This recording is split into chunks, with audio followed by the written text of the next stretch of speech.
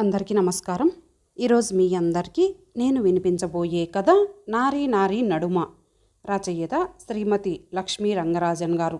ఇక కథలోకి వెళితే, గంట 6 కొట్టింది.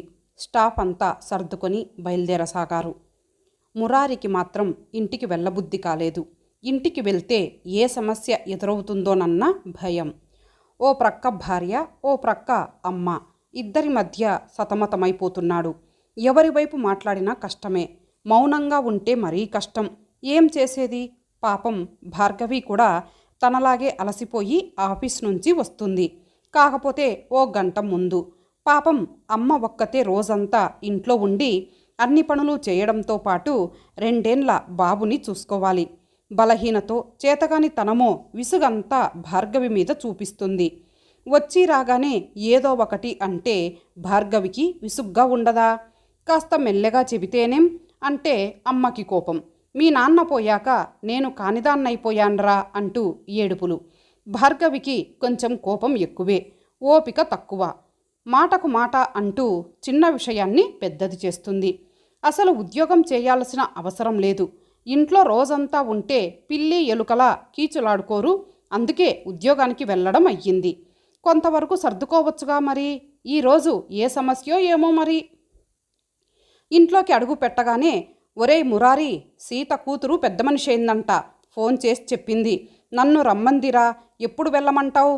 మురారి తల్లి లలిత అనగానే, ఈ రోజుల్లో ఇదొక వేడుక, వింతగా ఉంది సుమా. అయినా మీ అక్క దీనికి కూడా ఫోన్ చేసి చెప్పడం బాగాలేదు. ఇంత చిన్న విషయానికి పని కట్టుకుని ఢిల్లీ వెళ్ళాలా? భార్గవి అందుకుంది.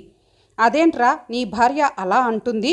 రోజులు మారినా కొన్ని తతంగాలు వేడుకలు చేయాల్సిందే మరి. ఏం మాట్లాడవేమ్రా? అబ్బా ఉండవే, ఆలోచిద్దాం బూట్లు విప్పుకుంటూ విసుగ్గా అన్నాడు మురారి. ఆలోచించడానికే ముందిరా, రేపు బయలుదేరితే కానీ వెళ్ళలేను మరి. టికెట్టు దొరకవద్దా? లేడికి లేచిందే పరుగులా అంటే ఎలా? ఇంత ఖర్చు పెట్టుకొని వెళ్ళడానికి బదులు ఆ డబ్బు మొత్తం మనీ ఆర్డర్ చేస్తే బాగుంటుంది. భార్గవి అనగానే, ఒక్కగానొక్క మనవరాలు, వెళ్ళకపోతే ఎలా? ఒరే మురారి, పట్టులంగా, ఓని, జాకెట్టు, మన తాహత్కు తగ్గట్లు బంగారు చైన్ లేదా బ్రేస్లెట్ కొని తీసుకెళ్లాలని అనుకుంటున్నాను, సరేనా? అమ్మ అనగానే, ఈ రోజుల్లో పట్టులంగాలెవరు వేసుకుంటారు? పైగా వాళ్ళు ఢిల్లీ వాసులు. ఏమిటో మీ చాదస్తం కాకపోతే, భార్గవి అంది. ముందు మీ వాదన మాని నా మొహాన కాస్త కాఫీ నీళ్లు పోస్తారా? మురారి కాస్త కోపంగా అనగానే, మరిచేపోయాన్రా, ఉండు ఇద్దరికి కాఫీ తెస్తాను, లేచింది మురారి తల్లి లలిత. మీరేం కలపొద్దు, నేనే వెళ్ళి అందరికీ తెస్తాను, మీ కొడుకుతో మాట్లాడుకోండి, విసురుగా లోపలికెళ్ళింది భార్గవి. అమ్మ, నువ్వు ఢిల్లీకి వెళ్ళాలి అంతేగా? రేపు ఆఫీస్ నుంచి ట్రావెల్స్ ద్వారా టికెట్కి ఏర్పాటు చేస్తాను, డబ్బిస్తాను, కావలసింది భార్గవితో వెళ్ళి కొనుక్కో, సరేనా? మురారి అనగానే, హమ్మయ్య అని నిట్టూర్చింది లలిత. సరే, మీ అమ్మ అడగగానే ఒప్పేసుకున్నారే, అయినా ఇలా చిన్న చిన్న ఫంక్షన్స్కి వెళ్ళే తీరాలా ఇంత డబ్బు ఖర్చు పెట్టుకొని? బాగి అమ్మ మనసులో ఉన్నది చెప్పేసింది. ఈ వయసులో ఆవిడని బాధపెట్టి మనమేం సాధిస్తాము? పోనీలే పాపం, ఎంతైనా అమ్మ అన్నట్లు ఒక్కగానొక్క మనవరాలు. మనల్ని కూడా రమ్మని ఇందాక ఫోన్ చేసింది కూడా. అమ్మని పంపిస్తానని చెప్పేశాను. నువ్వు విన్నావుగా, మాట్లాడావుగా. రేపు అమ్మని తీసుకెళ్ళి కావలసింది కొనివ్వు. అలా అమ్మ అడగగానే, అక్క ఫోన్ చేయగానే అన్నీ చేసేస్తారు. చాలా బాగుందండి. మధ్యలో నా మాటకు విలువేముంది? ఎంతైనా అమ్మ అమ్మే, భార్య భార్యే, మూతి ముడిచింది భార్గవి. అమ్మ నన్నేగా అడిగింది, ఇందులో నీకేం బాధ? అమ్మ వెళితే బాబుని చూసుకోవడం కష్టమని ఆలోచిస్తున్నావా? నాకు ఆ కష్టమేమీ లేదులేండి. బాబుని అమ్మ వాళ్ళ ఇంట్లో వదిలేయగలను. అయినా మీ డబ్బు మీ ఇష్టం. కోపంగా ముసుగు తన్ని అటు తిరిగి పడుకుంది భార్గవి. అటు అమ్మేమో వెళ్ళాలని పట్టు, పైగా అక్కయ్య ఫోను.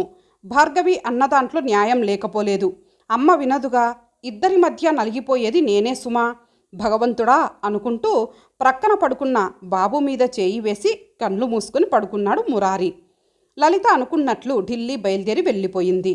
ఉదయం బాబుని పుట్టింట్లో వదిలి ఆఫీస్కి వెళ్ళిపోయింది భార్గవి. సాయంత్రం ఇంటికి వచ్చిన మురారి ఇల్లు తాళం వేసి ఉండడం చూసి, భాగి ఇంకా రాలేదా? వస్తూ బాబుని తీసుకొని రావాలిగా, లేట్ అయ్యిందేమో. తన దగ్గరున్న తాళం చెవితో తాళం వేసి లోపలికి వెళ్ళి సోఫాలో వాలగానే భార్గవి బాబుతో వచ్చేసింది. వచ్చేశారా? ఈరోజు గంట పర్మిషన్ అడిగి అమ్మ వాళ్ళింటికి వెళ్ళిపోయాను. అక్కడే టిఫిన్ చేసి మీకు తీసుకొని వచ్చాను. భార్గవి, అంటున్నానని బాధపడకు. ఆ రోజు అమ్మ బంధువుల ఇంట్లో పేరంటానికి వెళ్ళాలి, త్వరగా రా అంటే కుదరదని బల్లగుద్దినట్లు చెప్పావు. ఇప్పుడేమో నీకు కావాలంటే పర్మిషన్. ఇది మరీ బాగుందండి. మన బాబు కోసం వెళ్ళాను తప్ప నీతో వాదనకి దిగే ఓపిక నాకు లేదు. ముందు కాఫీ కలుపు. వంటింట్లోకి వెళ్ళి చూస్తే కాచిన పాలు లేవు, డికాక్షన్ లేదు. ఏమండి, ప్లీజ్ పాలు కాచి డికాక్షన్ వేసి కాఫీ కలిపే ఓపిక లేదు. ఈ రోజుకి కాస్త అడ్జస్ట్ అవ్వండి. జ్యూస్ కలిపి ఇస్తాను తాగండి అంటూ గబగబా జ్యూస్ కలిపి తెచ్చి ఇచ్చింది భార్గవి. ఇదే అమ్మ ఉంటే పాలు డికాక్షన్ రెడీగా ఉండేవి అంటూ జ్యూస్ అయిష్టంగా తాగాడు మురారి. అవును, కాదనలేదే. ఎంతైనా మీకు మీ అమ్మ ఎక్కువ. ఏదో కాస్త అడ్జస్ట్ అవ్వమంటే నసుకుతూ భార్గవి అనగానే, ప్రతిదానికి తప్పుబడితే ఎలా? ఉదయం 5 గంటలకి లేచి అన్నీ చేసుకొని వెళ్ళడానికి కాస్త కష్టంగానే ఉంది. అయినా పైకి చూపక తంటాలు పడసాగింది. అత్తగారు నెల దాకా రారు. ఈ నెల కోసం ఆయా ఎందుకని బాబుని అమ్మ దగ్గర వదిలి వెళ్తోంది. పని మనిషి ఒక్కపూటే వస్తోంది. అత్తయ్య ఉంటే 2 పూట్ల వచ్చి పనంతా చేసి వెళ్ళిపోయేది. ఇప్పుడేమో రాత్రిళ్ళు చేసే సగం పని తనే చేయాల్సి వస్తోంది. శని ఆదివారాలు మాత్రమే ఇల్లు చిమ్మి తుడుస్తోంది పని మనిషి. అత్తయ్య ఉంటే ఇల్లు ఇలా ఉండేదా? విసుక్కుంటూ తిట్టుకుంటూ అయినా చేతనైన పనులు చేసి సహాయంగా ఉండేది. పోయిన ఆదివారం భాగి ఉన్నమాట చెప్పనా, ఈ పిల్లలతో వేగలేకపోతున్నానే. అందులోనూ నీ కొడుకు అన్నింటికీ మారాం చేస్తాడు. నా మనవరాలు మనవడు తక్కువ తిన్నారా? తలా ఒక ప్రక్క నన్ను పీక్కు తింటున్నారనుకో. రోజు వీళ్ళ మధ్య కీచులాటలు, ఒకరికొకరు కొట్టుకోవడం, ప్రతిదానికి ఏడవడం. పాప పెద్దదైనా అది చిన్నదేగా. నీ కొడుకు అటు ఇటు కదలనివ్వడే. అసలు నిద్ర లేదా వాడికి? ఎంతసేపు ఆటలు చిరుతిండ్లు తినడం. మీ అత్తగారు ఎలా చూసుకుంటుందో ఏమో. నా వల్ల కావడం లేదు బాబు. అమ్మ తన బాధనంతా వెళ్ళగక్కింది. పైగా 3 ఏళ్ళు కావస్తోందిగా. దగ్గరలో ఫ్రీ స్కూల్లో వెయ్యి. అప్పుడే ఈ అల్లరి మారం తగ్గుతుంది అని సలహా ఇవ్వగానే భార్గవికి కోపం వచ్చింది. నీకు చూసుకోవడం పడదంటే చెప్పు, నేనే చూసుకుంటాను. ఆ ముక్కు మీద కోపమే వద్దంటాను. నేను ఏమన్నానని కోపం? అయినా మీ అత్తగారు నీతో ఎలా వేగుతోందో ఏమో. అమ్మ, ఇంకోసారి అలా అనకు ప్లీజ్. ఆయన చెవిన పడితే బాగుండదు. ఆ రోజంతా భార్గవి మూడీగా ఉండిపోయింది. అమ్మ చూడు ఎలా అందో. పాపం అత్తయ్య విసుక్కునే మనిషే అయినా మనవడిని కళ్ళల్లో పెట్టుకుని చూసుకునేది. ఏడవనివ్వదు, ఒక్క మాట అననివ్వదు. బాబు ఏడిస్తే ఆవిడ తట్టుకోలేదు. బాబు విషయంలో బాగా ఓపిక ఆవిడకి. ఆవిడ మాటల ధోరణి అంతేగాని క్షణంలో అన్నీ మర్చిపోయి మాట్లాడుతుంది. తనే కాస్త బెట్టుగా ఉంటుంది. ఇంతకీ అమ్మకి ఓపిక ఎక్కువని అంటారంతా. అలాంటి అమ్మ విసుక్కుంటోంది. పిల్లల్ని చూసుకోవటం కూడా ఓ సాధన లాంటిదే సుమా. భార్గవి, ఏ లోకంలో ఉన్నావు? భుజం మీద చేయి వేస్తూ అన్నాడు మురారి. ఏం లేదండి, అత్తగారెళ్ళి 2 వారాలయ్యింది. చాలా రోజులైనట్లుంది కదూ. ఉండదా మరి? అందున నీకు దెబ్బలాడటానికి ఎవరూ లేరుగా. అమ్మని ఏదో ఒకటి అనంది తెల్లారదే నీకు అంటూ ఆట పట్టించాడు మురారి. ఎందుకండి అలా అంటారు? లేకపోతే ఎన్నిసార్లు చెప్పాను, అత్తగారిని అమ్మలా చూడక్కర్లేదు, కనీసం వయసుకైనా మర్యాద ఇవ్వు అని. పక్కింటి పిన్ని, ఎదురింటి ఆంటీనో నీకో సలహా ఇస్తే నువ్వు ఎలా ఆదరిస్తావు? ఆ పాటి గౌరవం మా అమ్మకి ఇవ్వరాదా? అదే సలహా ఇచ్చినప్పుడు అని అన్నాడు. ముఖం మార్చుకుంటావు. 3వ మనిషికిచ్చే విలువ మా అమ్మకి ఇవ్వలేవా? మా అమ్మ గుణం అంతే, కాదనను. 2 చేతులు కలిస్తేగా చప్పట్లు. పైగా చదువుకున్న దానివి, కాస్త ఆలోచించి నడుచుకోవచ్చుగా. ఒక్క మాట చెప్పనా, మీ ఇంట్లో మాత్రం గొడవలు రావా? మీ వదిన చూడు ఎంతలా అడ్జస్ట్ అయిపోయి అందరితో కలిసిపోతుంది. మనస్తాపాలు వచ్చినా పైకి కనబడనివ్వక జాగ్రత్త పడుతుంది. నువ్వేమో ఇక్కడ జరిగే ప్రతి చిన్న విషయం అక్కడ చెప్పి నిన్ను నువ్వే చులకన చేసుకుంటున్నావు. ఏదో ఆవేశంతో మా అమ్మ అన్న మాటల్ని సీరియస్గా తీసుకొని రాద్ధాంతం చేస్తావు. మా అమ్మ కోపం క్షణికమే. ఏమన్నా అంటే అమ్మకి సపోర్టు అంటూ దెప్పి పొడుస్తావు. అయినా చెవిటివాడి ముందు శంఖం ఊదినట్లు నే చెప్పడం దండగా. పద, ఆకలి వేస్తోంది, వడ్డించు అన్నాడు. అన్యమనస్కంగా లేచింది భార్గవి. ఎంతో ఆశపడి పట్టులంగా చైన్ కొనిస్తే డిజైన్ బాగాలేదు, ఓల్డ్ మోడల్. అయినా పట్టులంగా ఏంటమ్మా, మరి చాదస్తంగాను. డబ్బు ఇచ్చి ఉంటే బ్యాంకులో దాని పేరు మీద వేసేవాళ్ళం అని కూతురు సీత అనగానే లలిత మనసు చివుక్కుమంది. పాపం భార్గవి ఏరి కోరి కొన్నది ఒక్క మాటలో తీసి పారేసింది. ఇది తెలిస్తే భార్గవి తాచుపాముల బుసలు కొట్టదా? తను చులకనైపోదు? మనవరాలు మరీను. నో అమ్మమ్మ, నాకేం నచ్చలేదు, ఈ లంగా ఓని వేసుకోనని మారాం చేసింది. పాపం అల్లుడు సమాధానపరిచి ఫంక్షన్ రోజు కూర్చోబెట్టాడు. ఇక్కడికి వచ్చి 2 వారాలైంది. బాబు ఏం చేస్తున్నాడో ఏమో, వాడికి అన్ని వేళకి సరిగా పెట్టాలి. భార్గవి ఒక్కతే ఏం చేస్తుందో ఏమో. ఫోన్ చేద్దామంటే కుదరదే. రాత్రిళ్ళు ఫోన్ చేస్తారు. వాళ్ళే మాట్లాడి అమ్మ బాగుందిరా, ఇంకొన్నాళ్ళు ఇక్కడే ఉండనీరా, కాస్త మార్పుగా ఉంటుంది అంటుంది కూతురు. ఏదో అప్పుడప్పుడు ఫోన్ ఇచ్చి తనని మాట్లాడమంటారు. హలో, ఎలా ఉన్నావురా, బాబు భార్గవి ఎలా ఉన్నారు అని అడిగేలోపు త్వరగా మాట్లాడి పెట్టవే అంటుంది. ఎంతైనా కొడుకింట్లో ఉన్న స్వతంత్రంగా కూతురింట్లో ఉంటుందా? ఏమిటో, కూతురు పడి చస్తుందన్నమాట నిజమే అయినా కూతురు కూతురే సుమా. మనవరాలికి ఎప్పుడు చూసినా కేకులు, ఐస్ క్రీంలు, స్వీట్లు ఇచ్చి 10 ఏండ్లకే పెద్ద మనిషి అయ్యేటట్లు చేశారు. అదేం చిరుతిండ్లో బాబు, ఫ్రిజ్ నిండా రకరకాల ప్యాకెట్లు. వంట చేయడం తక్కువ, అన్నీ కొనుక్కురావడమే. అదేమంటే ఇద్దరం ఉదయం వెళ్ళి రాత్రి వస్తాము. ఈ ఢిల్లీ చలిలో లేవడమే కష్టం. పైగా అన్నీ చేసుకు వెళ్ళేది కష్టమే మరి. ఫాస్ట్ ఫుడ్స్ క్యాంటీన్లు ఉండనే ఉన్నాయిగా, తక్కువ ధరలో అన్నీ దొరుకుతాయి. పిల్లలకి ఆ క్లాసులు ఈ క్లాసులు అంటూ అన్నిట్లో చేర్పించారు. 6 గంటలకి అమ్మ నాన్నలతో వస్తారు. చిన్నపిల్లలకి ఇప్పటి నుంచే ఈ క్లాసులేంటి అంటే 4ంటికే వచ్చి ఏం చేస్తారు? ఇప్పుడైతే నువ్వు ఉన్నావు, ఆ తర్వాత ఏం చేయను? శ్వేతని చూసావుగా, 10 ఏండ్ల పిల్లలా ఉందా, వయసు మించిన ఎదుగుదల. అందుకే ఈ ఏర్పాట్లు అనేసింది సీత. నోరు మూసుకోక తప్పలేదు లలితకి. ఈ ఢిల్లీ వాతావరణం పడటం లేదు సుమా, త్వరగా హైదరాబాద్ వెళ్ళిపోతే బాగుండు. అడిగితే నాకంటే నీకు తమ్ముడే ఎక్కువ, ఎంతైనా నీకు కొడుకే ముఖ్యం, నేను కాదు అంటూ కూతురు రాగాలు తీస్తుంది. ఎటూ చెప్పలేని సందిగ్ధావస్థ లలితది.